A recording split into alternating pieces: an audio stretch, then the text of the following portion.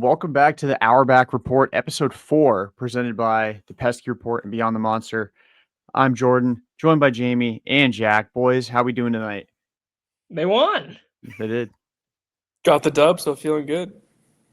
They did. That's the in the 3 regular season episodes we've done, they've won 2 of the games. Do we have to record after every game in order to motivate them to win? Would have been. I would have stayed up till 1 o'clock in the morning on Monday if it would have guaranteed not getting gamed by Yusuf Nurkic And the slide tackle. Oh my god, yeah, that. I know that we will go game by game. They've played 4, went 2-2 in the stretch since our last recording, but I hate the 2-minute report. Like how much on a scale from 1 to 10? Like it's up there. I'd say probably like an 8. Like there are definitely things and probably some people I hate more than the 2-minute report. But every time it doesn't even have to be Celtics related. But I'm like, I feel bad for unless the Celtics benefited. I feel bad for the other the side that gets boned in the end. And that it's like. But especially the Utah game, oh yeah, I know Jaylen Brown got tripped. It's like, yeah, everybody except the people with the whistles saw that. It was at center court too. It wasn't on a baseline where maybe they couldn't see it in the corner. There was no one nearby. No, it was right at the top, right after half court. Every ref should have been able to see it. The fact that none did. Call a gambling scheme was associated with that one. Well, and obviously we'll get into it, and I'm not going to say that's actually what occurred. However, when the NBA is in the situation it's in right now, and you get shit like that, and with how in bed with gambling the league has become, and I even said, Jordan and I were at that game, on both ends of the court, there are big DraftKings logos underneath each hoop. And it's and then they want to be oh, but gambling is bad. It's no, you are encouraging this behavior. And you deserve every ounce of what you're getting as a result of it. Yeah, it's. I cannot believe that was not called. Just insane. And then again, got gamed by Yusuf Nurkic, who I was talking a ton of shit about until literally that last possession. It's just, yeah, that was a brutal way for that game to end. But anyway, we'll go back to the beginning of this 4-game stretch since we last recorded. Game on Halloween night. I don't know how many of us were watching intently as it was game 6 of the World Series, and I was hammered. Yeah, so, I was also doing both of those things. So I did not watch a minute of this game live. Yeah, I watched the highlights. I watched the box score. Jamie, were you a good noodle on Halloween and watch this game like a good fan? No, I was blacked out. That was all right. Sweet. We were all destroyed. So cool, because Josh Minott went 0 for 5. So I'm cool with chalking this game up as one that didn't count, at least for him. It did for the Celtics. The win counts, but nothing else counts. Yeah, it's like the Sixers forfeited. At the end of the day, I wouldn't be surprised if they do at some point this season. They never have, especially during the Hinkie years. I feel like they would have forfeited at least once. Ben Simmons. I almost said Ben Shapiro. Number 1 fan of the pod. Number 1 fan of the pod. Ben Simmons probably did several times. I mean, he was forfeiting games for several years. And you want to talk about somebody that was probably again allegedly. I'm going to say this as a joke, so I don't get fucking in trouble. Sorry, it's bad enough we get copyright struck on every single YouTube video we post because of our intro. We have not been penalized for it, so I'm gonna keep going. I'm gonna wait till it's too late to react. But you want to talk about a player that you watch him play and it's feels pretty sketch. Ladies and gentlemen, Ben Simmons. But yeah, Any takeaways from the game that we were all too hammered to watch and preoccupied with baseball to watch? I mean, for those looking at the box score, Simons, I feel like was kind of the one other than Jay. I mean, Jaylen had 30, White and Pritchard both had over 10. I feel like Simons was probably the one that stood out the most, just looking at everyone else. So Yeah, he hit a few threes. 15, right? Yeah, 19. He's been getting a lot of rebounds, which is something that I was not expecting from him. I mean, when I say a lot of rebounds, I mean relative to Anthony Simons basketball. I thought for sure like him getting more than 2 was going to be like a rare occurrence. I feel like he's getting 3, 4, 5 every single night. It's not a lot, but when the Celtics as a team don't rebound, I will give props to the shortest dude on the floor who is, putting in Who also has the reputation of being like abysmal defensively and not really giving a shit at anything but scoring. I feel like this year though he's actually been like the effort's been there, and now it's I been agree. 9 games. So I don't want to give him too much credit, and I want to see if like how long this lasts. Yeah, and we talked about it, I forget if it was last week or the week before, the whole like, well, Portland never asked me to play defense, so I didn't. So like I guess Joe asked him to, and he has responded, which I appreciate. And I mean, he was a plus 23 in that game. So clearly when he was on the court, good things were happening for the Celtics, because in a game you win by 1 and you're a plus 23 in 29 minutes, you were doing a lot of good things. Yeah, 7 of 21, but yeah, plus 23. He's and good for him too, because I know the first few games, for like maybe 4 or so games, he was catching a ton of heat because it was like the on-off splits for Anthony Simons was absurd. Like they were like minus 40 with him on the floor through like 3 or 4 games, which like he hadn't shot the ball well, and a dude who isn't like him trying on defense is really all I ask. I don't expect him to be a good defender magically after never being one, or never being any defender. But if he's missing shots, they're probably going to get outscored with him on the floor. So because he's going to shoot a lot, and for him to not shoot well in that Philly game and still be a plus 23.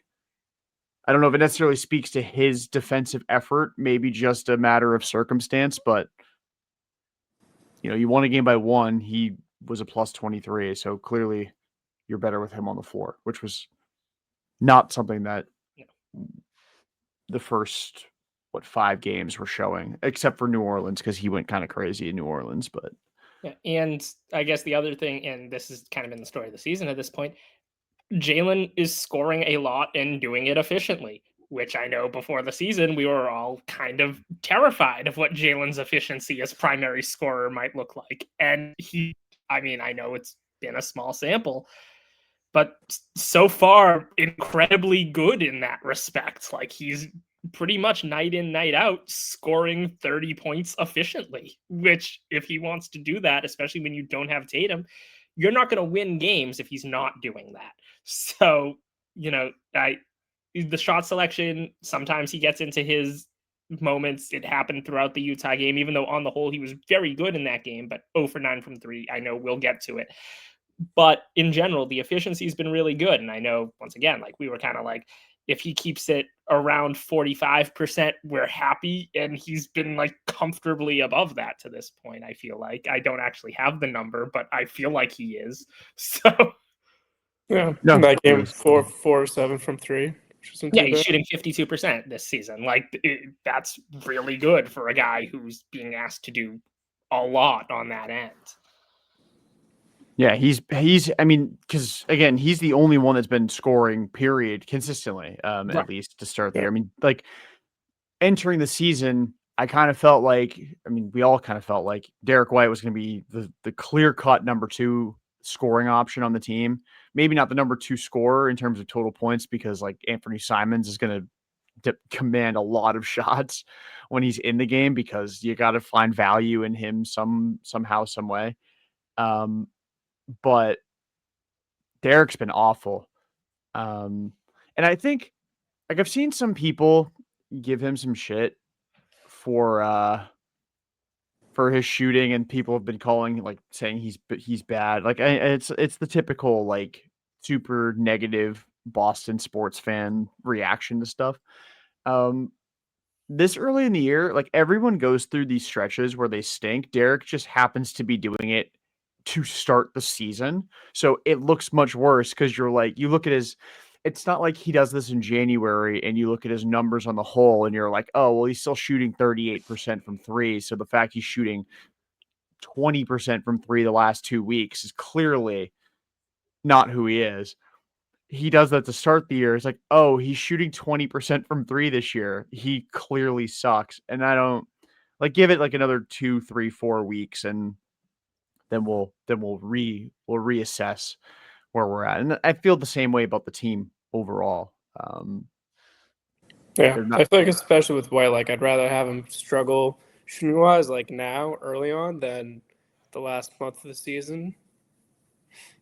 yeah, definitely. And he's got to learn how to play without Tatum just as much. Like, Brown's had games in the past where, I mean, he knows he's the lead guy. He's had to be the lead guy whenever Tatum's been out throughout the course of their careers. So Jaylen kind of has always wanted this. We've seen it through his Twitter likes and his tweets and stuff, where it's like he definitely believes he's an alpha, and to his credit, he's played the part very well this year. Now they're 4-5, so I'm not gonna give him too much of a pat on the back, but it's not because of Jaylen Brown. Well, It's they're because of 4-5 because of Jaylen Brown, but endearingly, like, they'd be way worse without him, or if he had been worse. They'd be like Wizards level. Yeah. Yeah, and we saw how shit they were tonight. And they were by 11 after the first quarter. Yeah. I feel like That's- just like the second half, it just got from the second quarter on, it just got progressively worse for them. Just like watching the box scores, like, oh, it's a competitive game. Third quarter, it's like you could have stopped watching after like 2 minutes into the fourth quarter and already known the result. Yeah, I mean, the Wizards, to put it into context, maybe maybe this will be what we do tonight. We don't go game by game. We just talk about everything. At everything all at once. To put into perspective how terrible the Wizards are, Jordan Walsh was awesome tonight. And I get that, like, sometimes an energy guy, like, sometimes it's just a matter of the ball constantly finding him, but it just felt like every single time you blinked, Jordan Walsh was making a play when he was out there. Um, he was a plus, I think, 13 in like 9 minutes in the second quarter. And the game really, swung in favor of Boston. I mean, he didn't shoot until like the late in the third, but the game swung in Boston's favor when Jordan Walsh went into the damn game, which Yeah. is crazy to think about. Maybe he And doesn't believe in magic. maybe he had 7 points, 7 rebounds, an assist, and 2 steals. He was 3 or 4 from the floor, 1 of 2 from 3. He was a plus 27 tonight.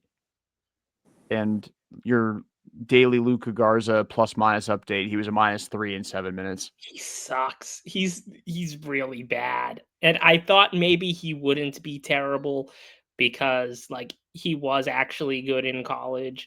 And I was like, oh, maybe, he's been trapped in Minnesota behind Gobert and Towns and Julius Randle and Naz Reid. Like there's been a million big men in front of him. Maybe he just didn't play for that reason. No, he didn't play because he can't move. And it's bad. It's approaching freedom levels, if not surpassing freedom levels, and it's ugly. Like when he was the first big into the game off the bench, and I know he kind of ended up being the only true big to come in because both Boucher and Tillman were DNPs. But I was shocked that he was even the first call because I thought, and we talked about this at the game, that I thought the way Boucher played in the Utah game, he kind of played his way back into first big off the bench. And clearly, at least tonight, for maybe it was a matchup thing, or maybe Joe just didn't care. That was not at all the case because he didn't touch the court tonight. Yeah, the bigs tonight. I mean, the bigs tonight were Neemias and Josh Minott. I mean, Yeah. Garza played 7 minutes. And Jordan Walsh played 24. So I guess if you want to count Jordan Walsh as a big just because he plays bigger than his size, which is just code for he doesn't score, but he rebounds. Yeah, Luka Garza came in and you could feel the energy shift negatively. The second he touched, Jaylen tweets the energy is about to shift every time Luka Garza checks into the game. I'm gonna start tweeting it every time I see him at the scores table. It is really bad how he just doesn't look like an NBA player. Or at least, I mean, I know he had like a 16-point game or something against New Orleans, but like everyone had a 16-point game against New Orleans. He was really bad tonight, and you mentioned it. I feel bad. I feel like Jamie was excluded. He does not live in the area, so he could not go to the game with us on Monday. I was there in spirit. He was there in spirit, but Jack and I were talking about how how crazy it is that Kevin Love is like looks like prime Kevin Love against Luka Garza. Like they brought in Love because Luka Garza came into the game. Yeah, they were matchup hunting Kevin Love on Luka Garza. And yeah, because Luka Garza cannot move out from under the basket to the perimeter to go block or defend a Kevin Love 3. And as washed as Kevin Love is, he can still hit open threes. And my God, does he still throw the prettiest outlet passes in the league. Like, holy shit, every outlet pass was so sexy in that game. And I was like, damn, he might be old, but all of them completely on the money. Yeah, Kevin Love or Luka Garza is so bad that it had me being like, Kevin Love is a buyout option later in the year, maybe, which I know would be awful, and he would probably go back to Miami because he's a jerk, or go back to Cleveland or some shit like that. But yeah, Luka Garza is freaking terrible. I cannot believe that he. I mean, he only played 11 minutes against Utah. It felt like 30. Oh yeah, no, and well, also like Tillman minutes feel spiritually like Garza minutes. That's true. Xavier Tillman was a -10 in 6 minutes. Yeah, like the Utah they're game. both really bad, and Tillman is a little less bad, but they both suck. Like, and I bet they're both very nice people, but talent's not there. Yeah, like at least like, and I know Boucher went through it at the beginning of the year and looked bad, and maybe it's just a recency bias thing that against Utah he did look like an NBA player while those two didn't. But it's also like with Boucher, he's a veteran who's like won a championship and like can actually get up and down the court, which those two guys struggle with, to where I'm more willing to deal with the lows of Boucher if and when those occur than with Garza and Tillman, because at least there's an energy and a veteran presence there, versus with those guys, it's like I don't know what either of them bring. Like Tillman, I guess you hope there's some sort of spacing, but like it hasn't actually been there. And with Garza, I don't know. He's young Ennis Freedom. Yeah, except Ennis Freedom could actually. I still think Ennis moved better. Like Stints 1, Ennis moved better. Stints 2, Ennis was really bad. But to be fair to Ennis Freedom, as we've talked ad nauseum about how he would die if he went back to Turkey, so we can. And by the way, that was 19 minutes, so the over hit on me saying something outrageous. We're not a gambling podcast. But Ennis Freedom was like in year 12 or something when he came back to Boston. Luka Garza's like the ripe old age of how old? How old is Luka Garza? Like he's 26. He's the same age as Xavier Tillman, and somehow X moves better than Luka Garza, and X has no cartilage in his knees. It's brutal. And how old is Boucher on the flip side? Who actually like 32, I think. 32. He's an old dude. Yeah, 32. Yeah. Is he actually? I just flung that. No, he's out 32 there. on the dot. Yeah, he turns 33 in January, and he can actually move, which I appreciate because he's a 2-time champion, which I didn't know. He got a ring with the Warriors. I did not know. Yeah, he was with them in 18, and then and then he and Patrick McCaw do the same thing. They were I knew about McCaw for some reason. I forgot Boucher was part of that Warriors team. So McCaw 3-time champ. Yeah, I think so. That's outrageous. Dude played like 4 games. He's like Terrence Gore, except there's baseball.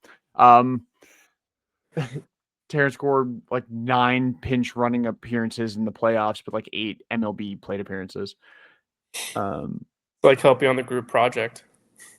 Yeah, threw his name down at the end.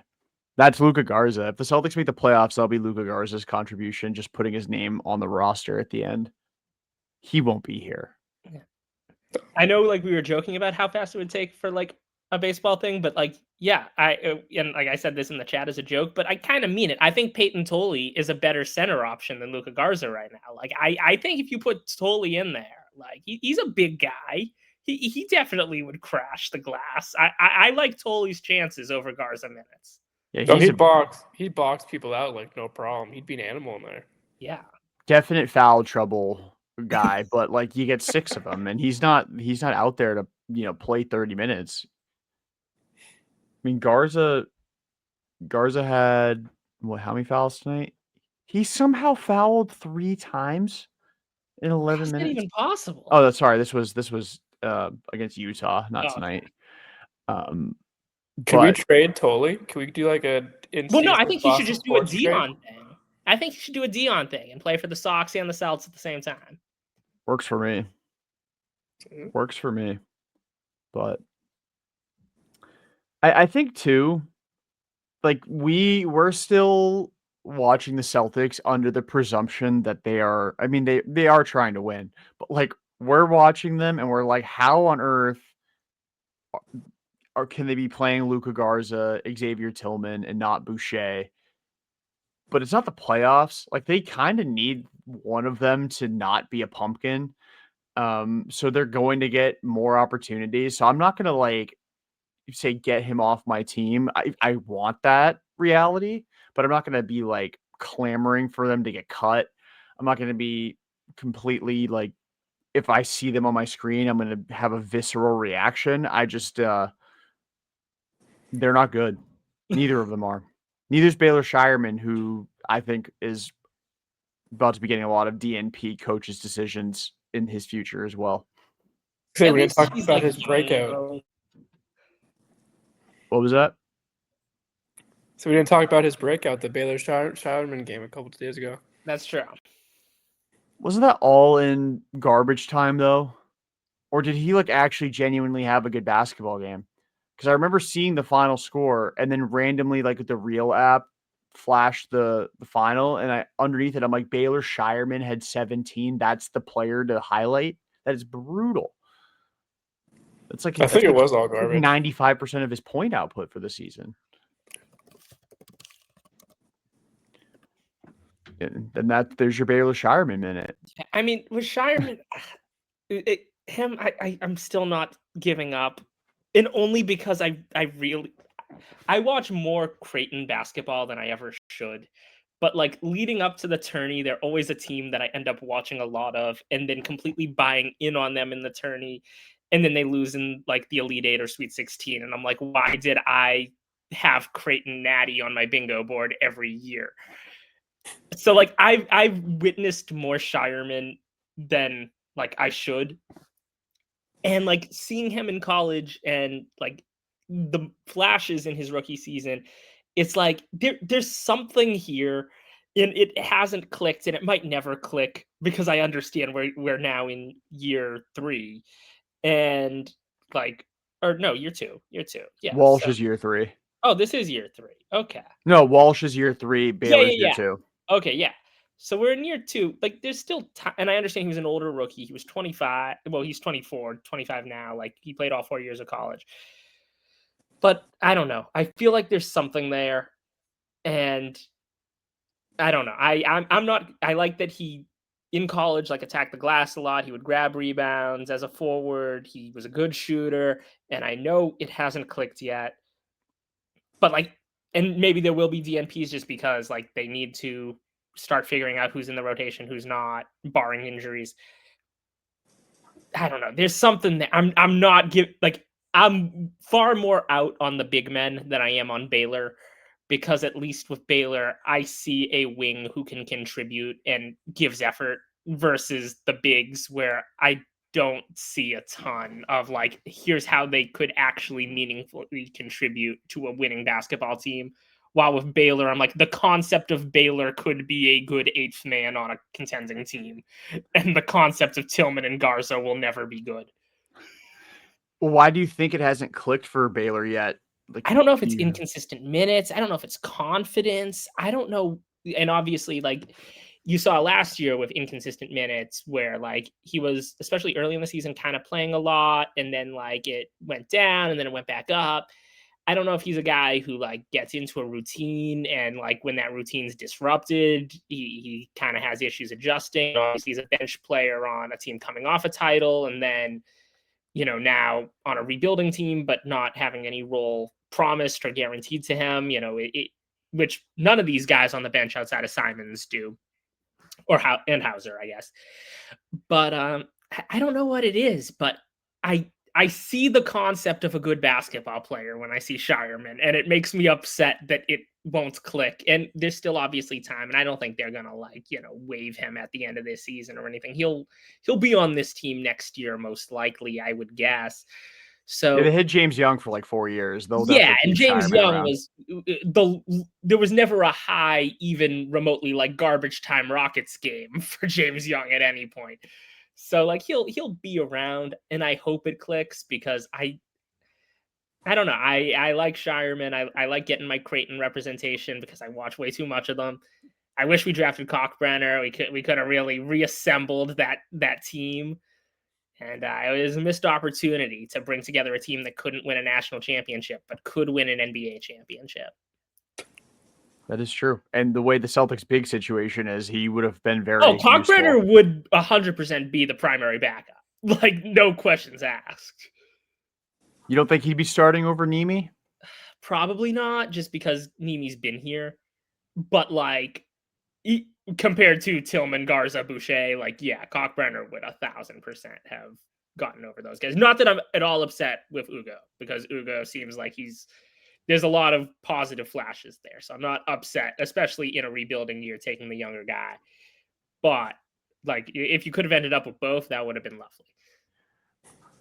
It's kind of crazy that they're in, like you mentioned, the inconsistent minutes with Baylor and then kind of being in a rebuilding year, but it's like they're not really at the same time. It's just like they're still super talented. Like this roster's still way too good to be tanking. To be the Wizards.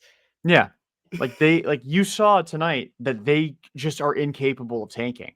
They would literally need to either go like major league levels of putting bad players on the roster and getting rid of all your good players, or someone has to get hurt. And like, knock on wood that does not happen, because I don't want them to tank. I want them to be good enough to the point where we can have this conversation in like mid to late February about whether or not Jason Tatum should come back, and if they have a shot to make some noise with him back. And I know that that's not popular, but it should be. Like, I don't want them to suck. No.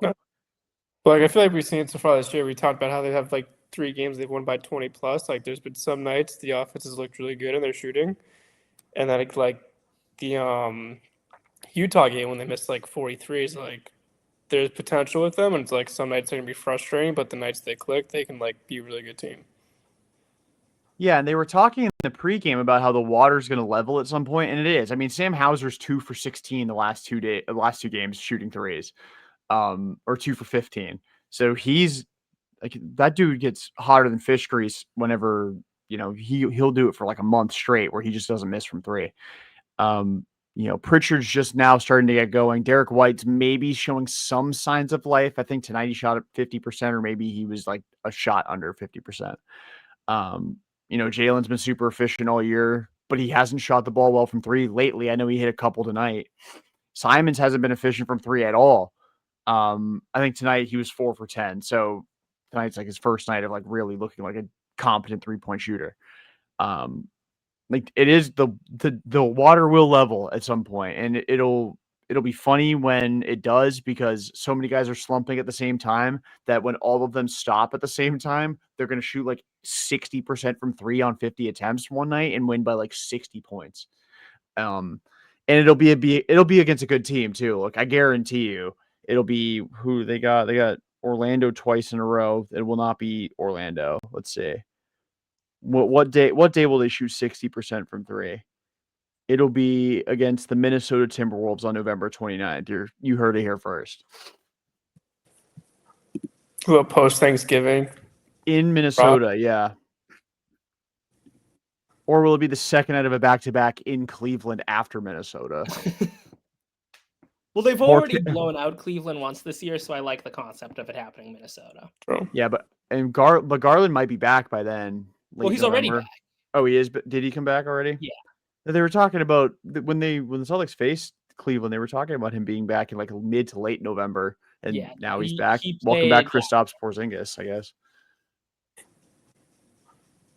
Not much, but he played like 10 minutes or so last night. Gotcha. Just to get his feet wet. But yeah, you heard it here first. November 29th or 30th, the Celtics will shoot 60% from 3 and win by 60 points. So not gambling advice, but who's leading them in threes that night? Is it White? Hauser. Baylor. Leave. another 17-point game. Xavier Tillman.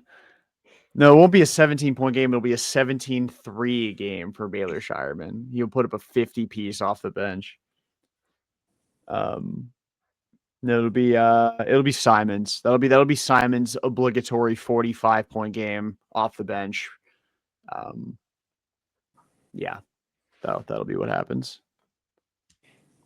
But who surprised you guys the most so far? If you could pick like one person through 9 games.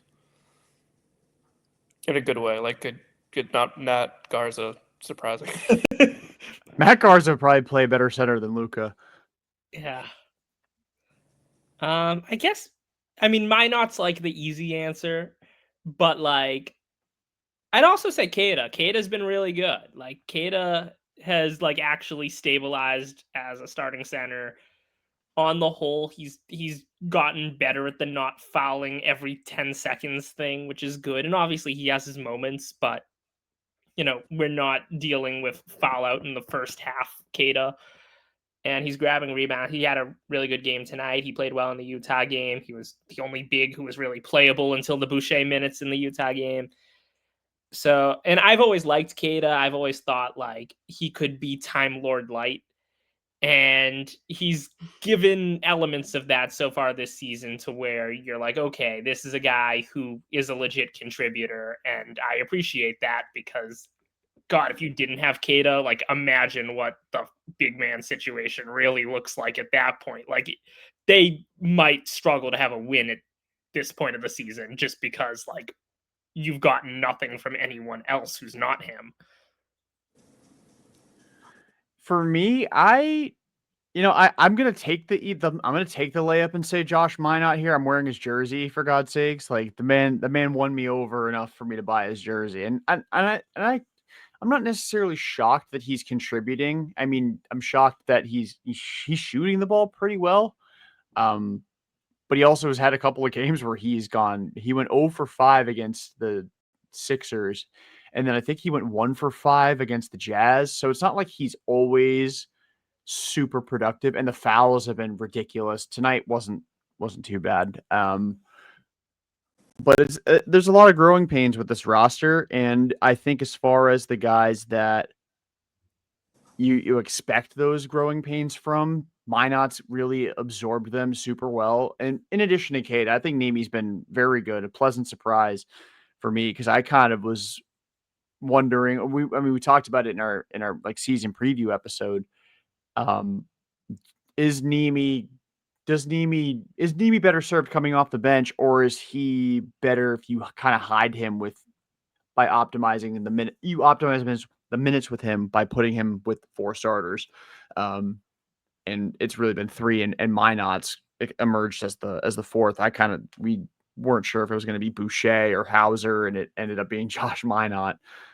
Shame on me for not expecting that as the number one Josh Minott fan. wonder if anybody else has his jersey. Josh does. Yeah, he does. I'm sure family does as well. But then there's me. And I really don't know if anybody else has one. I have to make another appearance at TD Garden soon with the jersey just to see if anybody else is a sicko. But I feel like to find it, I have to also wear it. It's like God rewarding me for being ambitious enough to wear it in public. It's I like heard the it- trust devices in one battle after another. They'll make the sounds if you get close to another. Exactly. Exactly. I'll show up and everybody wearing a Josh Minott jersey will have like the side quest icon over their head, and I have to go talk to them. Beef. But yeah, what do you think, Jamie? Who's been the most surprising in a good way for you? Probably Minott, just because the way he's played, and I feel like he's embraced being a Celtic. Like the quote he had like a week ago, just about loving the atmosphere. I love seeing him buying into it, especially a young guy like we said who has potential and he's going to go through those growing pains. But to see him kind of playing well lately and not just embracing the city too is good to see. Yeah, he's been awesome. On the flip side, though, I am curious. I mean, I feel like the answer's obvious as far as the most disappointing so far. But maybe it isn't because the big situation has been so bad. Like again, you could have low expectations for a guy and he can still not meet them. Walker Um, Bueller. Yeah.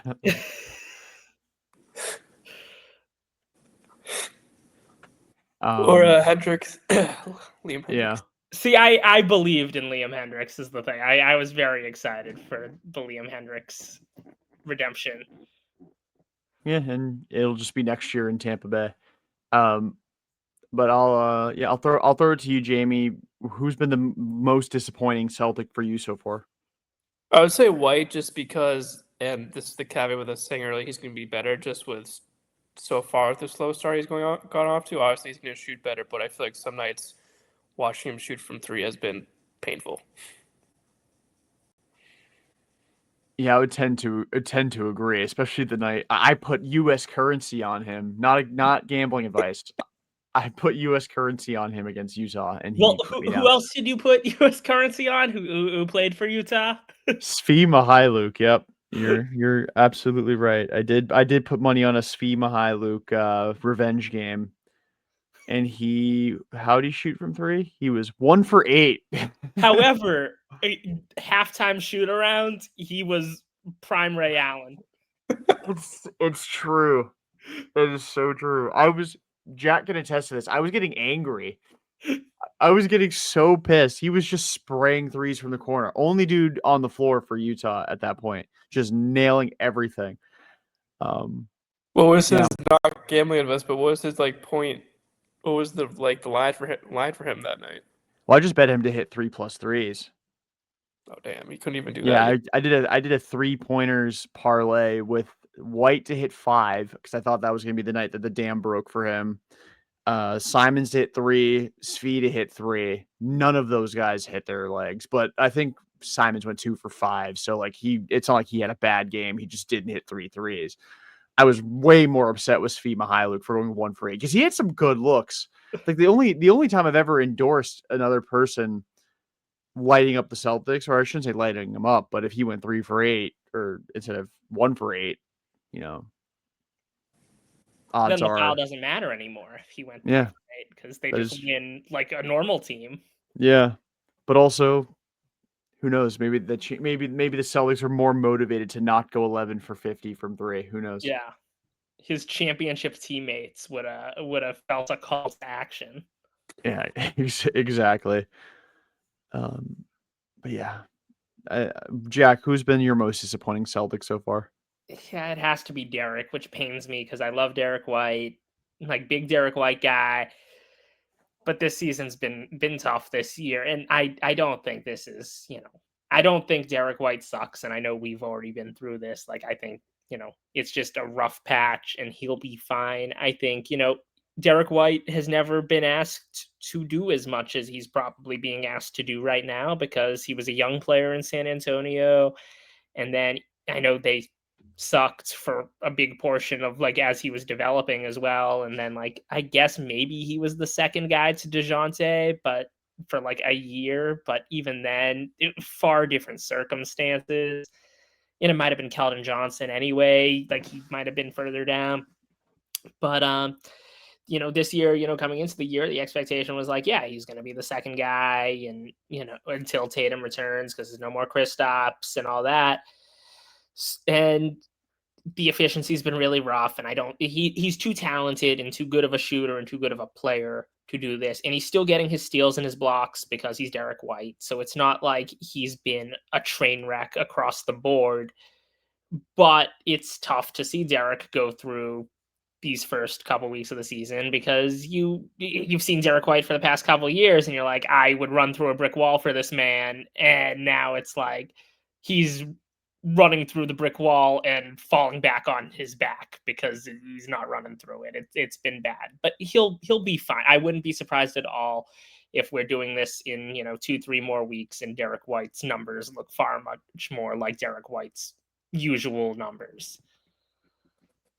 Yeah, and even tonight he went 4 for 8 and was 2 of 5 from 3. So Right. maybe, and he also played tonight. Like he had 8 assists and 3 steals and 2 blocks. Like maybe getting back into not shooting the ball a ton and just playing like Derrick White might get him playing like Derrick White again. I think for me, and to put a bow on it, I'm with you guys. Derrick's definitely been the most disappointing so far through 9 games.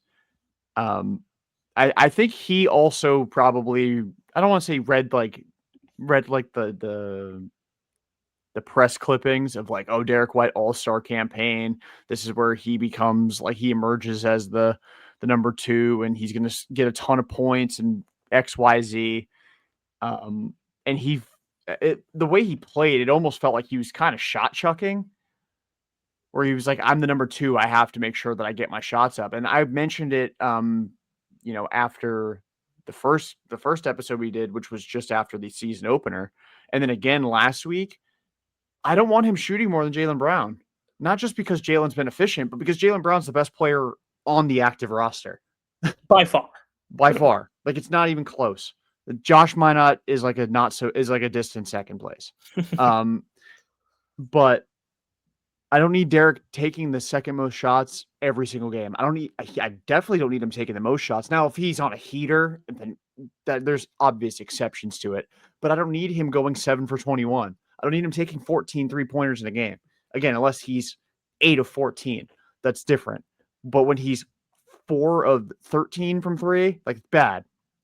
Like, you don't have to emerge. Like, you don't have to be Jaylen Brown because Jaylen Brown's now become Jason Tatum. You can still be Derrick White because Payton Pritchard's a dude who is more than capable of shooting the lights out. Anthony Simons, more than capable of shooting the lights out. Now, neither of them really have. Pritchard more so the last couple of games has, but I think tonight will be is a sign of things to come for Derrick. Not necessarily he's on the low end of the shot chart tonight. He'll probably settle around 15 to 17. That's a fine total for him. But I think tonight's kind of what gets him back on track. And next week we'll be like, oh shit, Derrick had a really good week of basketball. But yeah, he's been very disappointing so far. Other than him, take your pick of the bigs that are not Neemias Queta. Like I'll even put Boucher there. He was good against Utah, but he played 7 minutes and still had 3 fouls. I was gonna say, can we say all of them? Can we just put them in one? Yeah, every non-Neemias Queta big has been putrid. Like each of them has shown glimpses, and like I say that very loosely about Xavier Tillman, but like each of them has shown competency at some point this season. And again, I use that very loosely about Xavier Tillman, but it's been bad. It's been really bad. I feel like that's why it's good that Kid has looked decent, because kind of like Jack said earlier, if he wasn't playing well, then you compare the start that the Olympics got off to, that'd be very bad. if Queta sucked, would they be running Minott at the 5? I mean, they did for stretches tonight because the rest of them suck. Maybe. I honestly think they would be. We'd be running small ball with Hauser playing the 4 with Minott at the 5. Oh my God. You think the rebounding's bad now?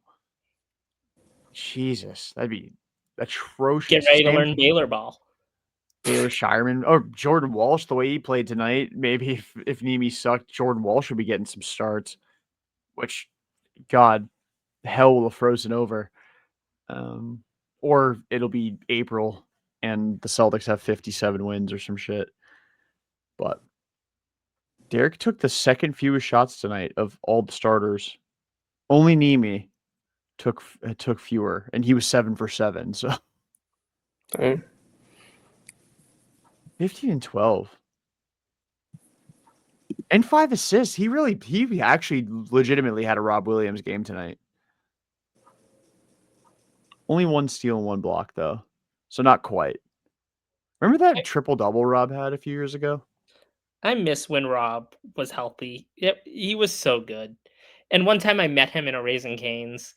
And so I'm also biased towards Time Lord for that. Because cool guy. Just ran into him at Cane's. He wanted his chicken. I left him alone on the whole. I just said, what's up? I didn't want to blow his spot. It was when he was recovering from an injury. He must have been working out at the BU gym or something. Or he just really wanted chicken. And which the big Canes guy. Yeah, but Canes guy. Yeah. He was like our Gronk kind of, but for basketball, where it's like when he's out, like he gets hurt a lot, but like when he's out there, like there wasn't an answer for him before like the injuries just kind of made it so he couldn't jump like that anymore. I wonder what his final numbers would have been as a Celtic if he hadn't been injured so much. I know. I think they win I think they beat Golden State if they had healthy Rob. I do too. And maybe that's partially coping. But like he could guard the perimeter. And like the amount of Horford drop coverage on Steph Curry we got. I know that Horford started at with Rob, but like Rob was basically a free safety. Like, oh yeah. Oh, you need help? I'm 30 feet from you, but I will block that shot. Don't worry about it. Like watching Rob defensive highlights, he was so good. It's a shame. Especially when you had Smart at the point of attack and then Rob as like the last line of defense. Like that was incredibly lethal and very hard for like pretty much any team in the league to consistently score off of. Rob's only making $13.2 million this year. Yeah, but does Rob play basketball? He's played 2 games. He's played 2 games this year. Out of? How many of the Blazers played? Are they playing tonight? 9? They're playing right now. The Blazers played 7. Well, tonight's their 8th game. Has Rob played? Rob has played tonight, so he's played 3 of the 8 games. So he's at a 37%. Didn't he have like knee surgery last year though, or something? Yeah. So he was always going to miss having knee surgery. That's what Rob is. That's a good point. When he is on the floor, he is actively under the knife at the same time. He has 2 rebounds tonight. Good for Rob. He is 0 for 2 from the floor. He has taken a 3. He's attempted a 3-pointer. Splash Rob? He did not make it.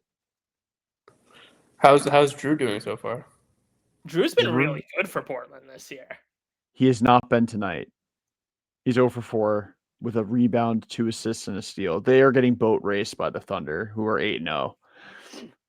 So yeah, he's not shooting great from 3, but Drew's putting up 17 a night, and like the threes aren't terrible. He's just shooting 32%, which you expect better. But he's putting up 17 a night pretty efficiently, and the defense has been Drew. So Portland's gotten everything they've wanted out of him, and what he's probably bringing off the court as well. That especially given what they're dealing with at the moment, to have like an actual veteran presence leader who sometimes likes some interesting things on Twitter, but on the whole is the kind of guy you want influencing your young players. Yeah, they're the 7th seed right now.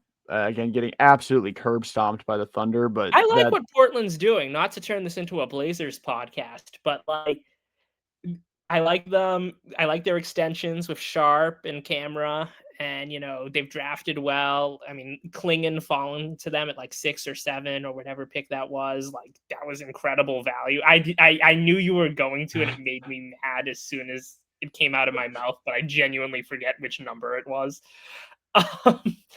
Like and maybe Tiago it was Splitter. 7. Okay, and maybe Tiago Splitter is the next great coach. It's possible. Like I like what they're building in Portland. I think the team building's been really good there. Like I think there's like actual logic to what they're doing for the first time in a while.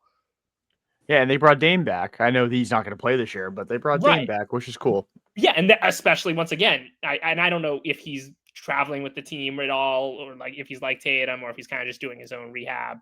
But either way, another guy who I bet is very good to have around, given the gestures at what is happening in that organization at the moment. Because he's basically the mayor of that city anyways. So, like, he's good to have there. Yeah, they're a solid team. I saw a lot of helium surrounding them going into the year. Not that they were going to be like a world beater, but be around where they're at right now. Which in the Western Conference is good. Like that. Yeah. That's like if they're still hanging around in the for a team without a real star, You jest, Donovan Klingon. I thought Klingon was the best player in that draft. You're not a Young Hansen fan? Well, Hansen was this year. Klingon was 2 years ago. No, I know. I'm just saying. Oh. You said no stars. Oh, I thought you meant with the draft, but no, I mean it could be Hansen. Hasn't he been really bad so far? Yeah, like, didn't he? He's only played like 30 minutes this year in total, but yeah, he's not been good. He's averaging 1.8 points per game. Has he played tonight? If he hasn't, he's going to, because they're getting again. It's just like, and I know there's more to it than this, but like when the best player on the best team is in a draft, sometimes you should just take that guy because there's a reason he's the best player on the best team. And they're good at basketball usually, especially a guy who's as good defensively and at all the intangibles as Klingon is. Yeah, they're a solid squad, and I love the early part of. I know I said before, or maybe it wasn't while we were recording, but just in general that the NBA is so fake because like why is like Lauri Markkanen averaging 35 points a game through the first like handful, and then wasn't Luka at like 40 or something, and Austin Reeves was at like 37 or something ridiculous. But like the most egregious thing in the NBA right now is that the Chicago Bulls are the 1 seed in the Eastern Conference. No giddy. That's wrong. It is. We're back in the 80s. Like it's Bulls, Pistons, Knicks are the top 3 seeds in the Eastern Conference. That's insane. Celtics are the 10 seed. So play in, baby. And the Wizards and Hornets and Nets are terrible as always. Some things never change. Yep. I feel bad for Wizards fans. I feel like that's just signing up for like a lifetime of pain. And yeah, my uncle was over today and he was making the case that like the Wizards are the worst organization in sports. And like I don't know if I'd go that far, but they are on the short list for sure because like they've never been good. And like his argument was kind of like, at least like, yeah, the Jets during like the Revis years were like actually at least competitive and like could have made a Super Bowl if things fell their way, or like the Kings in 2002, like, if that wasn't rigged, they get to the finals. But with the Wizards, they haven't been close ever in like 40 years, ever since winning the championship. Like there's nothing there. And their most recent, well, not their most recent, but almost their most recent. I think the second most recent time they made the playoffs, they got gamed by Kelly Olynyk in Game 7. Yeah. Like, and Kelly's had a good career. Like, I don't want to act like he's some jabron, but like relatively speaking, getting gamed by him in Game 7 is almost as bad as getting gamed by Grant Williams in a Game 7. So Giannis, you're on the clock too, my guy. Even though you're averaging like 30, 14, and 8 this year, so While shooting like 70%.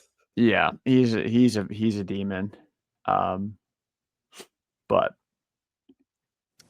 yeah.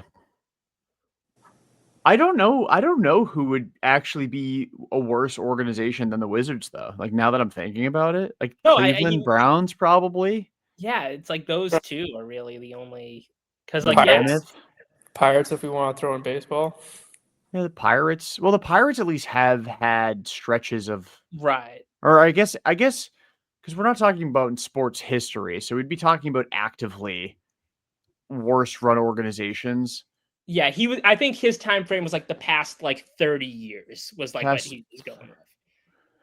I'd still like, yeah, the probably say Wizards the over the- Browns would be Yeah. first. You know, Like, the Browns would probably be first. The Wizards probably not that far behind. They might be second. I mean, they had a few years where they were okay with Wall and Beal and Gortat and Paul Morris, Pierce. and Paul Pierce. That was the last time they were good, was with Paul Pierce. He called game. He called game, and then he almost had that other game winner, which Yeah. would have been sick, but it was like very clearly after the buzzer, and that was when the Washington Wizards died as a franchise. Yeah, no, thinking like the Arizona Coyotes / Utah Mammoth are probably in that class as well of just horrible expansion team? franchises. The expansion team that is the Utah Mammoth. So do we count them as part of the Coyotes franchise history then? If they're an expansion team, because that means that they've severed ties from the Arizona Coyotes. Yeah, they don't have any of their franchise history legally except for all their players and coaches. bro. Yeah. They never played at a college arena, technically. We've done 4 episodes. They We have never brought let up the Arizona Utah State get Mammoth more twice. wins than them in their own arena. Yeah. That's true. That was so funny when that happened. That is so great. But hey, Shane Doan's kid played at ASU, so that's cool. We've talked about the Mammoth in 2 of our 4 episodes. This is a Mammoth pod. This is a Utah Mammoth pod. What are you guys' thoughts on Tusky? On who? What? You haven't seen Tusky? No, is that the mascot? Yeah, they just Give me one unveiled sec. him like a week ago. He's cool. I'm kind of a Tusky fan. I like To be Tusky. honest with you. Let's see, Tusky, Utah Mammoth. Let's see. Things you can always count on this podcast: Mammoth, freedom, talk of some form. Okay, I could fuck with it. I kind of wish. I know that the team colors would make. I just kind of every time I think of a mammoth, I think of Manny from Ice Age. So like, it was slightly disappointing that it wasn't. He didn't look like Mammoth or Manny from Ice Age, but I fuck with it. It's a solid mascot. It's not Yeah. like in the Youpie gritty tier Philly Fanatic or Wally. If But the it's a Expos solid come mascot. back, do they steal Youpie back? I mean, Youpie's not. Is Youpie still kicking? Like, Yeah, no, the Canadians took Youpie. yeah. Well, I knew that. I knew that, but for some reason, like, maybe it's just because I'm not like super locked in on hockey, which, contrary to popular belief, considering we've talked about the Mammoth in 2 out of 4 episodes, but like I don't see any. Maybe it's just because baseball seems to be like the only sport where we see a shit ton of mascot content. But I just hadn't been seeing Youpie around. No, he's around. He's in the building. All right. Him and my classmate Lane Hudson are very close. And Best friends with Youpie. yeah. I'd want to It's be best so friends weird with seeing Youpie. like a kid who I've been in many elevators with now have generational wealth. It's like actually like dumb. I'm like, we were in so many elevators together, and now you got a $70 million contract extension from the Montreal Canadiens. That's crazy. That is insane. I've never known somebody that has had that happen. So I can only imagine how Yeah, like I don't have his number or anything. It's not like we're friends, but like we would end up in a lot of elevators together, like a comical amount of elevators together. He's so small, he's so short, but he's so good at hockey. he's very good at hockey. I had a buddy who had a bunch of classes with Jack Eichel he was BU as well. Yeah. For some reason I blanked and couldn't remember if it was Eichel or somebody else, but The fact that we had Lane Hudson and Macklin Celebrini and couldn't win a natty was like the most infuriating thing ever. It's like they're both so fucking good, and we just Celebrity's nasty. Yeah. But anyway, Celtics basketball, am I right? yeah. We had to find a way to get ourselves over an hour. So we dipped into the old well. I mean, it's tough when there's 4 games to talk about. We were all hammered for one of them. There was nothing interesting that happened in the second one. Yeah. They faced the Wizards in one of them and boat raced them as they I should. know. Like, and then should have just dedicated an hour to the Jazz. Yeah. We definitely could have. We held back. We definitely held back. Because I could have talked for like 20 minutes about Luka Garza getting cooked by Kevin Love, and it only happened a couple of times. But it was so funny how whenever Garza checked in, you would just see Kevin Love emerge from the bench. There was that one moment where Kevin Love checked in, and then Joe Mazzulla promptly took Garza out, and Kevin Love sprinted to a teammate, and Jack and I were like, "This dude has no idea what he's supposed to be doing out there now that he can't like bully Luka Garza." And then he just threw like 2 of the sickest outlet passes you'll ever see. And yeah, Kevin Love. He also would have led the Celtics to rebounding in that game, I'm pretty sure. I think if he was on the Celtics, even at his current age, he probably would lead the team in rebounding, or at least be very close to Neemi, assuming he got enough minutes to do so. Like, yeah, Neemi's averaging 8. He leads the team. Yeah, like Love would at least have 6.5 a game if he got actual minutes on this Celtics team, just by sheer willpower and being 6'11". Yeah. DeAndre Jordan would probably lead the Celtics to rebounding. Yeah, but I don't want him. Kevin Love No. would at least be kind of fun. Kevin Love at least would be like a Mazzulla ball guy. He'd be like a poor man's Al Horford because he Poor can man's still Blake shoot Griffin. that. Poor man's Blake Griffin. Although I miss Blake. I do too. Get him on the pod. Let's get him on the pod. Now he's with Prime. Good for him. Yeah. He's not bad either. I haven't watched any of the Prime broadcasts yet. I need to. No, he's been okay. Not too shabby out of Blake Griffin, a guy who I would never expect to be doing this kind. Like he struck me as a dude who'd just go around and do podcasts, and like maybe I'm manifesting, go around and do podcasts and just like tell all these stories about his career. Like I still want to know why he did that to the trainer. Like what possessed him to do that on TV, on camera. Like he had to have known. But hey, maybe one day we'll find that out. Maybe Jeff Teague will get him on his pod, and some of the most outrageous shit you've ever heard will come out of his mouth. Although Teague never played with Blake Griffin, so maybe not. That's our endorsement to get him on the pod right here. Yeah. Let's get Teague. He's so damn funny. Yeah, and he's got a story for everything. Like every viral moment in NBA history during Jeff Teague's career happened with Jeff Teague somewhere in the vicinity. Yeah. Like I hadn't even computed that Teague was on the Timberwolves for the DeMarcus Cousins, Karl Anthony Towns post up. Like the one where Boogie looks all mean and Cat's like about to cry. Like Teague is on the bench. Like right behind it happening. He's like the Forrest Gump of the NBA. He was just there for all of it. Yeah, except unlike Forrest Gump, he never met a president because Teague never won a ring. Oh no, he did. He won a ring in 2020 with the Bucks. Yeah. Yeah, we traded him, and He went and won a title Yeah, with he won it with the with Bucks. Why Milwaukee. am I tripping, or did he play one more year after that? I don't know. He was really bad for the Celtics, and I liked that signing a lot, but he was not good as a Celtic. He did not play after that. What do you He mean? went He out shot on top. He's a winner. 46% from 3 with the Celtics. It felt like he was bad, though. Maybe that's true, but it's pretty crazy. Like, I'm looking at, he only averaged 7 points a game. but he shot 42% from the field, which when he was shooting 46% from 3, my God, he must have missed a lot of layups. Yeah, let's dip into the old true shooting percentage, shall we? It was only 54%. Yeah, he was ass. Sorry, Teague. He also lost his initials.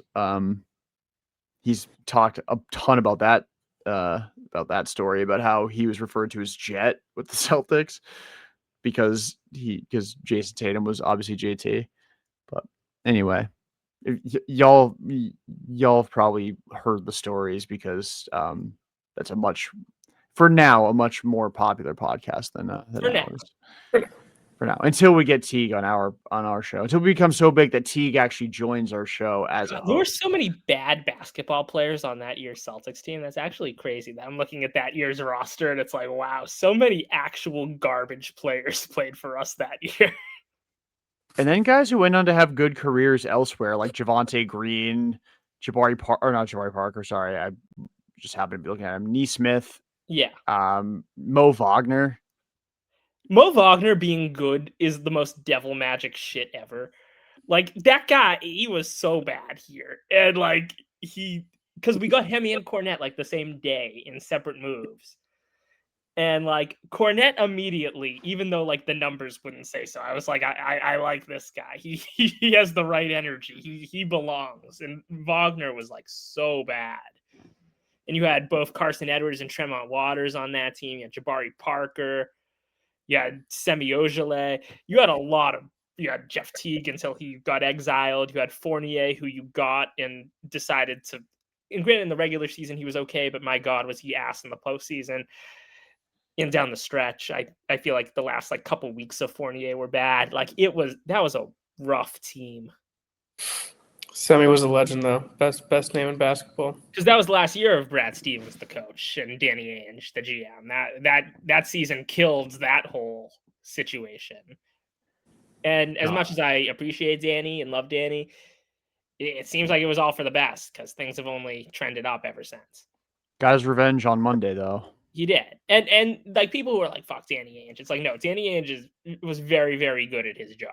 Like he hoarded assets, and that was his undoing at the end, that he didn't, make that one last move. But also he did a lot of things right that just for some reason wouldn't work, like the Kyrie trade, like the Hayward signing, both of which were no-brainer correct moves. And just also the Hayward signing was only like the last year Gordon was with the Celtics. He was a good player. Like it wasn't like and then at that point he was not expected, nor did anybody want him to be more commanding of the ball than Tatum and Brown. So like, well, that's the thing. Him not being better than them was not a problem. The Hayward injury happened, like the whole plan went to shit, because at that point, now that Tatum and Brown were going to have those expectations and like responsibilities raised, they were never going to step back from those responsibilities once they got them. So as soon as Gordon Hayward's leg snapped, like the whole 2 timelines plan with Kyrie and Hayward, then Brown and Tatum, it went to shit, because you were never going to have to be able to ask those guys to step back or want those guys to step back once they took on that responsibility. And you could see it in that first year Hayward was back, where it was really awkward especially between Jaylen and Hayward, between like who's playing and who's not. Because like Tatum was clearly the second guy already at that point, but like between Brown and Hayward, it was a lot of like, who actually gets this? Because Hayward's the veteran and Brown, was the second best player, or third best maybe to Horford, on a team that took LeBron to 7. Like there was awkwardness there, and it just didn't work. But of course, Terry, it's a tough move. And then Terry was there, thinking that he was better than Kyrie Irving.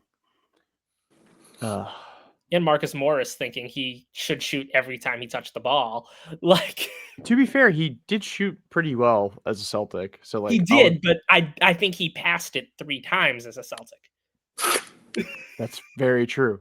But he was also one of the only Celtics that showed up in Game 7 against Cleveland. He did. So I will always remember the Marcus Morris Celtics era fondly because I felt like he was more good than not. Yeah, he was just a frustrating player, but I agree. He was more good than not. Just a frustrating player on a team that honestly didn't have a ton of frustrating guys. Yeah, you couldn't have gotten a more polar opposite individual from Avery Bradley than Marcus Morris, and you traded Avery Bradley for Marcus Morris. Oh man, reminiscing about the bad old days. That year was so much fun, though, even in spite of the Hayward injury and then the Kyrie injury. That year was such a blast. And Because then they win 17 in a row or something ridiculous. Yeah, and They then lost the next game and then won they ripped 17 straight after that. Yeah, no, that was such a fun year. And then you were like, okay, next year Kyrie's back, Hayward's back, like Jaylen Brown got advanced development, we're gonna Still run had this Al. shit. Yeah, you had Al, you had Rozier, you had Smart, you had Morris, you had Baines. How could you lose? And then you did over Too and many over. mouths to feed. Yeah, totally. Too many mouths to feed, and Kyrie was a malcontent as he's been everywhere except for the one place where people think a lot like him, and that's Texas. Anyway. It's true though. It is true. I didn't make any controversial statement. It's just true. It's the one place where his viewpoints are generally shared by other people. Anyway. Surprised he didn't want to play for the Jazz. He maybe one day. Yeah. Maybe when he finally hates it in Dallas, because when he comes back, he'll have to play second fiddle to Cooper Flagg, who does not have Luka's resume. So in 3 months, when he demands a trade at the deadline. Yeah, when he's ready to come back, and he's like, I will not play with this guy. Maybe that's when he'll end up back with LeBron. What a crazy turn of events that would be if Kyrie came back. I will say that even after the disaster that was his second year with the Celtics, I wanted him back. I did too. I was ignorant, and I'm like, this can work. I felt the exact same way. I was like, yeah, this was kind of a mess, but you have to keep trying because he's too talented. And I felt that way his entire career. Kyrie is so frustrating because he might be the most gifted offensive player I've ever seen. It's like him and Durant in terms of and I give honestly the slight edge to Kyrie because he's the best ball handler I've ever seen. And he can score so easily at every level, attacking the basket, finishing at the rim, the mid-range, the three-pointer. Everything is just the passing. He's a complete offensive player. There was no free throw shooting. There's no weakness there. And so I always have been like, he's worth the headache because he's so good. You have to keep trying because as frustrating as he can be, the talent is so undeniable. You have to almost try and through sheer force of will make it work. And, it kind of has worked in Dallas, and then Nico Harrison happens, but yeah, it's brutal. And it is funny though, because after his whole I want my number 11 retired in the rafters forever, the only place a number 11 Irving jersey can be found hanging in the rafters is at BU's basketball arena where his dad played. So oh man. Yeah, and then Enes Freedom came back Enes Freedom came in, and actually at that point he was Enes Kanter, so I'll say Enes Kanter, and then he took a number 11. Yeah, thank you, Pritchard, for saving the number 11 from the nightmare. Honestly, and it took a while for Pritchard too, which I guess is another reason why. Now we're going to finally talk about this current Celtics team again before we wrap this up. I guess it's another reason to not bail on Baylor Shireman is Pritchard wasn't Pritchard's good now. He wasn't for the first couple of years. I mean, he was okay as a rookie, but year 2, he was out of the rotation for most of the year. Then he lit up the Portland Trailblazers. He requested a trade. Requested a trade multiple times. And it took a while for him to get going, and then Neesmith gets traded.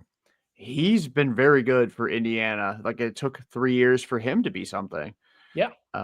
So maybe the year 3 leap, and we're watching Jordan Walsh ascend, at least as of tonight, in year 3. So maybe No, Baylor granted, Shireman all will of do the those same. players drafted younger than Shireman, True. but still. True, but it's still. I mean, it's not like he's 30. Like, No, he's of course, 25. of course. He's younger than me, so he's allowed to still be developing. If he was older than me, then wrap it up, Unc. But he's not. Update the good old LinkedIn resume. But I bet Baylor makes some kick-ass Canva graphics. does he want to work for Pesky and for us? Give it a. Let me see if he's on LinkedIn. I think Jack with his Creighton love. I think that should be a you connection right there. Baylor Shireman is not on LinkedIn. Tragic. I did add like BU's old backup goalie on LinkedIn the other day, and I thought like that was just funny that seeing that notification that like Vincent has added me, because like I didn't know he ever went by Vincent and not Vinny, and that just made me laugh. Well, it's LinkedIn. You gotta be professional. Yeah, he's got to keep it profesh. Yeah, he's gotta. Absolutely has to. Let's predict some games. Yeah, let's predict some games. Let me pull the schedule back up because I accidentally closed the tab when I was looking at Baylor Shireman's trying to find his LinkedIn that does not exist. So until we record again, the Celtics will have how many games? 4. 4 games. You got Orlando Friday the 7th, Orlando again Sunday the 9th. Then you got the Sixers again for the 3rd time in 12 games on NBC Tuesday the 11th, and then the Grizzlies at home on the 12th against Ja Morant. Maybe, unless he does something else to get suspended. Who knows? But or if he's still there. I've been seeing a lot of people talking about him getting moved. I don't think that's going to happen. I think he's probably another dude that's just going to be worth the headache until the league steps in or some shit. But he doesn't. I mean, it's not like he did something that was detrimental to the team, but he didn't do anything fucking illegal. So I guess that's the good league for him. wouldn't step in for that. It is baby steps. Rome was not built in one day. But yeah. Anyway, I'm surprised him and Jack Jones aren't friends. They probably are. We just haven't. Maybe they're the same person. We've never seen them both in the same room. So, where's Jack Jones now? The Dolphins. He's still with the Dolphins. Yeah. If Ja Morant ever ends up on the Heat, like, you do not want to be on their plane. There would be some stories.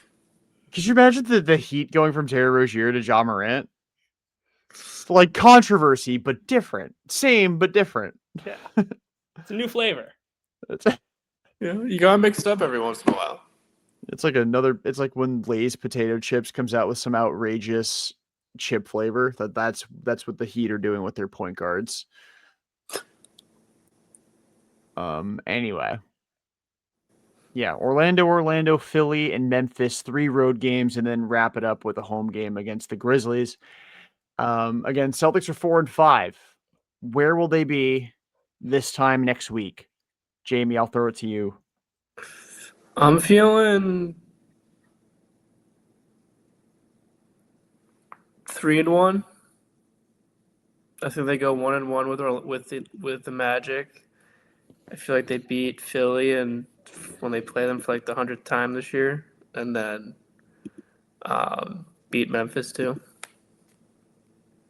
How's Jaren Jackson doing this year?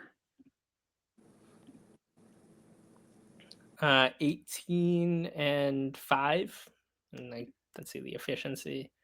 He's only got 5 rebounds a game. Yeah, that feels low. He's shooting 54%, 40% from 3.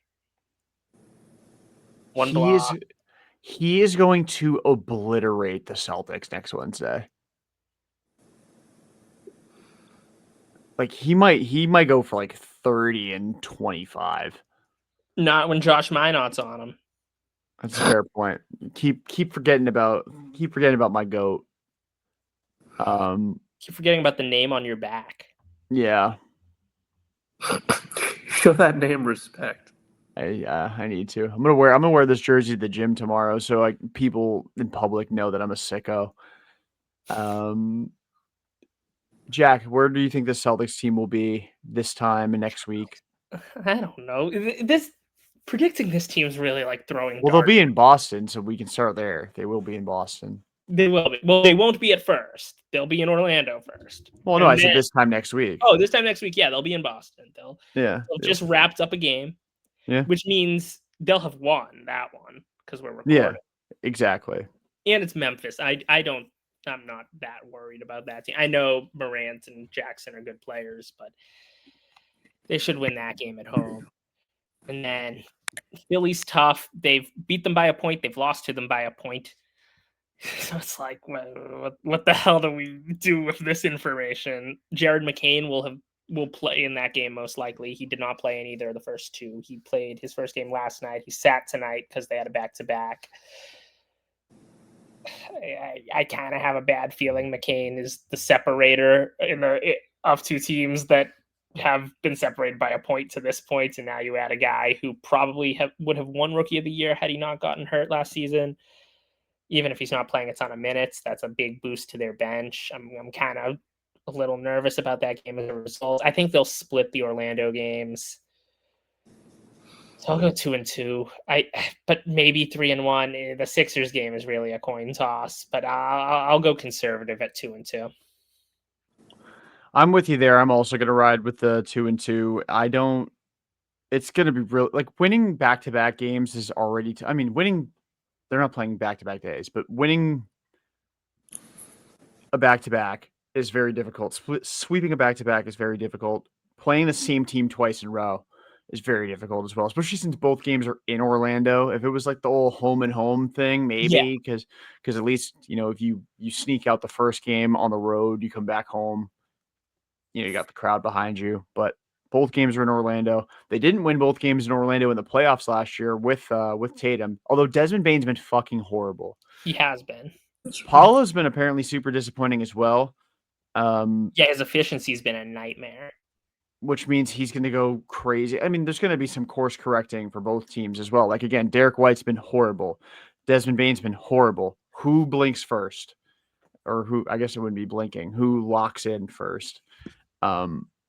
I think they split those games. I think they lose to Philly, and I think they beat Memphis. Memphis is going to be a very interesting team to track this year. I'm not going to watch, but they're going to be a very interesting team to track this year because I think that can go south very quickly, and we all know, how much drama that comes with Ja Morant. If they bottom out again, that could be a very fun fire sale to watch in January and February. But yeah, I got them at 2-2, so they'll be through 13 games. They'll be 6-7. I won't do it. I promise. You already did. I won't do it again. I hate the fact that I did that. If that makes you feel better, you've become Blake Snell. My little brother does it all the time whenever he hears one of those numbers, and I always get on his case for it. I'm no better than him, and he's 10. And you're no better than Blake Snell. And I'm no better than Blake Snell, although he is a World Series champion, so he is better than me. Yeah, but although I did not get boat race in the World Series in Game 1, so his whole besides Vladdy, they're not that good shit was so dumb. The Dodgers have been really annoying. Yeah. Mookie innocent as usual. Yeah. Well, he's got to be. He can't fan the flame when he hit 110 in the World Series. Yeah. So bros out here posing with the World Series trophy like Kendrick Perkins. In Yamamoto, completely innocent. That dude's just the coolest ever. Yeah. Yeah. Anyway. Any final thoughts? Do you think Tusky would be a better center than Garza? Yeah. Honestly, I'd try it out for a couple games. Like, I feel like opposing bigs would be intimidated by Tusky under the rim. Like, probably. He's an imposing presence. It's very hard to imagine somebody being better than or worse than Luka Garza. They should do a rotation of Tolly and Tusky for a game and just see what the numbers. Tolly Tusky tandem. Drop like 20 points combined. Oh, Tusky's 6'6". I feel good about Tusky. That's crazy. And so is Tolly. Yeah. That could be like, I could see 12 rebounds right there between the two of them. Oh, yeah. I'm thinking each. 6 and 6 gives you 12. There's 24. Yeah, the Tolly Tusky tandem. You know who else was a 6'6" center? Chuck Hayes was also a 6'6" center. So it's been done. Ben Wallace might have been a little bigger than that, but I think Ben Wallace was 6'8". Ben Wallace was 6'9". Wow, I thought he was shorter than that. Okay. One of my favorite players, right? Yeah. Anyway,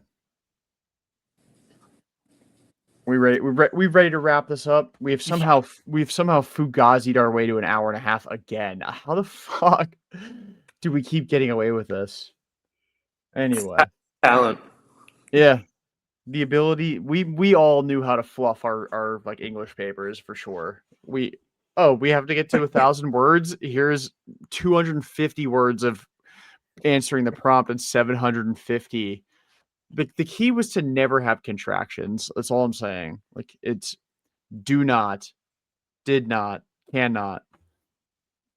Or if you use a quote, use the longest quote possible. Why not? Exactly.